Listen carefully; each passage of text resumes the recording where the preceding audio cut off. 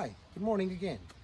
Today we'll be doing a few videos as we have not covered a lot of stuff in the last 2 weeks because I was kind of busy, upgrading and working on a few patches. So we'll talk about the green peas, sugar snaps, and garden peas to start with. About the timing of when to drop the seed, and if the indoor germination is better or throwing the seed inside the garden is better. It works both ways. So when I was doing an experiment, I have this personal revelation that success and failure, they're both part of this process when you go into this hobby, right? So if you go to the major nurseries and stores all over New Zealand, what they tell you is don't take these plants outside. So I did a silly thing. I took a chance and I dropped the seed in the last week of July into the patch, right? Funny enough, everything started germinating from the first week of August, and the plants were growing really exponentially. And because it's a plant that creates nitrogen itself, so their growth is quite immense once they start coming out of the ground. So if you look at this now, all these vines from up here to the bottom, they are about approximately 14 weeks old, and they have started flowering and fruiting from the as soon as they hit 12 months, right? So it's pretty much like approximately 2.5 to 3 months you'll start getting the production from it. So if I show you closely, what we have done is when the plants they started germinating, I made this network of white thread, anticipating that these would grow up till this height. It was just a hunch. I ran into a few local people in the superstores. A lot of people told me on social media and in store that these vines, when they have planted it, it doesn't go beyond 2.5, 3 feet, max 4 feet. So you can see these have gone above 6 foot. Again, depends on the quality of the soil, how much hard work you have poured into the raised beds that you have prepared, how much compost, how much gypsum, how much manure you have added. Are you giving proper nitrogen boost? Once again, these plants, they produce their own nitrogen, but giving a nitrogen fix is always good.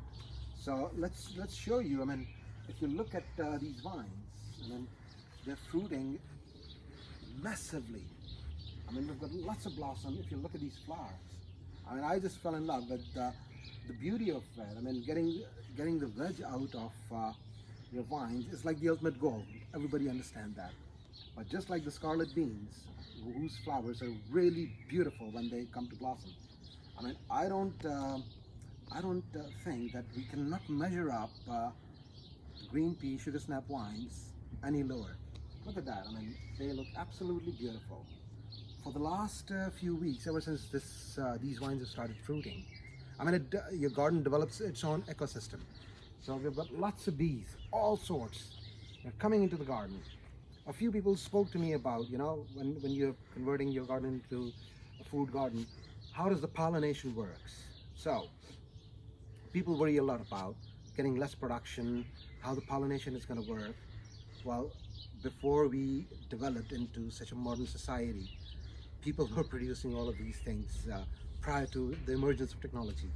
So the factors that come into place: wind is the best pollinator, bees are number 2, right? Rain, all of the natural forces that are working in this world, they ensure the pollination. These are self-pollinating plants. Their flowers are self-pollinating. I've seen people, they use electronic toothbrush, useless. I'm telling you, useless.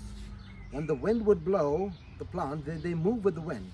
And when they move with the wind, it triggers the pollination. You don't need to do anything. Let the nature take its course. So see, the vines have gone beyond 6 foot. And my anticipation was like, what, 5.5 foot or more than that? And now I'm in a fix. If you can see, they grow so much out of proportion that I had to use jute in order to keep this in line. Another warning for people living in Christchurch in Auckland. Few people came up and they wrote on social media that the sun was out, it's so bright, and their vines, they eventually they burn into the sun. So if you want to save your plants, you got to take care of them.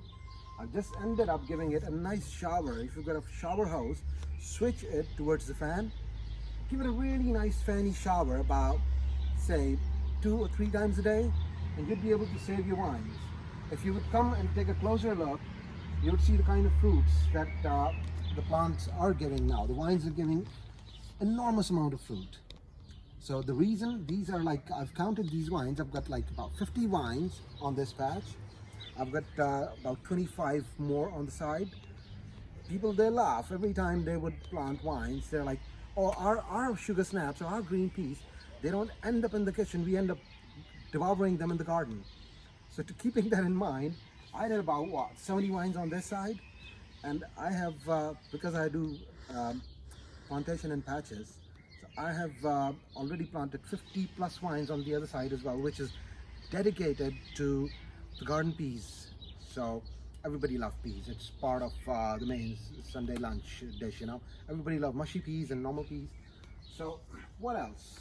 I've given it a good coffee ground cake as well, which has boosted the growth. You don't need any pesticides. If you've prepared the ground well, the only thing that you need to take care of is the weeding, which is part of this process of this hobby. Weeding is, I find it quite therapeutic. People think it's a chore. I don't think it's a chore. You know, it's like you're just like you raise kids in the same way you raise plants. They would come to their adulthood, they would give you fruit, and they would give you seed. That's it, and then we'll just, you know, and you're gonna have to, you know, take the seed and move on to the next year for the spring. By the way, this is a wedge which in majority part of the world, in the rest of the world, it is considered as a wedge for the winter. So a day like this, which is really bright, all of my friends in the UK, I'm just gonna say that I can't be dealing with all this brightness. It's so amazing. So like I said before, shower it with water 2 to 3 times a day if you want to save your wines. Otherwise, this kind of heat would take it away. So other than that, I mean, we have always shown you the wines in our videos, and I've never covered this before. So apart from that, you can see that we have got beautiful spinach. A friend of mine in the UK, Dr. Abdul Samad Hashmi, he had his conundrum that it was quite difficult. He's a busy man. It was quite difficult for him. He's like, we are never able to get the best of the leaves. So we have harvested this like 3 times by now. We have made some amazing subcontinental dishes from this spinach. It's absolutely amazing. And we harvested on the baby phase. I mean, these leaves, you wouldn't believe, these leaves have come to the size in just 4 days. 4 days ago we did the last harvest. So the conversion of this garden into a food garden is already on its way. We are getting lots of stuff that we are consuming in the kitchen, and it's a joy. You know, you go to the supermarket, you buy a product, you come home, and that has been delivered from the farmer to the wholesaling middleman, then to the store. But imagine the bliss and the luxury of getting stuff from your garden straight into the kitchen, 2 minutes. It's absolutely amazing. So I don't think we need to do another video on the wines, but having said that, people in Christchurch, Wellington, Auckland, any questions about how to maintain your green pea wines? If you're having any issues, anything that I can help you with, drop your questions in the comment, and I'd be more than happy to address them for you. That's about it. I think we're done for this part now. So all of you guys have a lovely day. Goodbye.